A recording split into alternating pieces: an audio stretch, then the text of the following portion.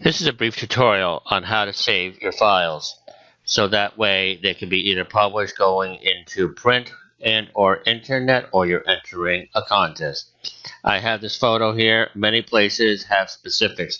They might want it to be a certain DPI, a certain width, or whatever. And I'm using Photoshop CS6. And it works with even with elements if you're using it. I click on image, and then I'm going to go to image size. And you might be dealing with a company that wants it to be, let's say, 8 inches at the widest, 8, or let's say they want 300 DPI. 300 DPI is ideal for print. It gets bigger on the screen, but don't worry, I will shrink it down, Control or Command minus. Other thing that they might also do, I'm going to click on image size. It talks about the pixels here, and let's say they want the biggest number to be, let's say, 1800 pixels. So you would highlight that number there, make it 1800. Next thing here, if you're doing it for the web, I will go over that lastly. I go to File. I'm going to do a save. I could save this, or they often want your name and stuff. I say Save As, and I could type in at the beginning here, like they want to know the title, Olana, and then they might want to know the date it was taken. They might want to know who the artist was. And they might even want to know the actual size. And let's say it was 8 by 10, 8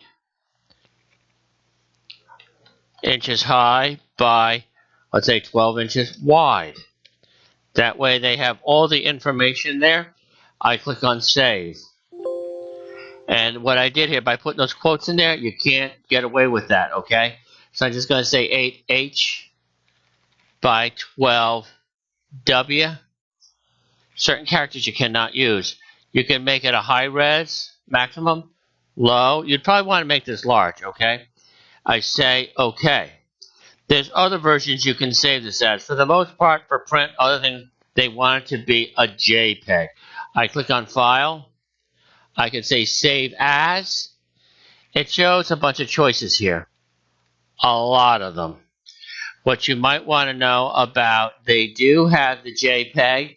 They do have the PSD, which is layers. And they do have another one called the TIFF. The TIFF can be very large in memory. You might have to use Dropbox to transmit several images there. But for the most part, these are the three things that you really need to know. A TIFF, a JPEG, which is what we tend to work with the most, and we have the Photoshop.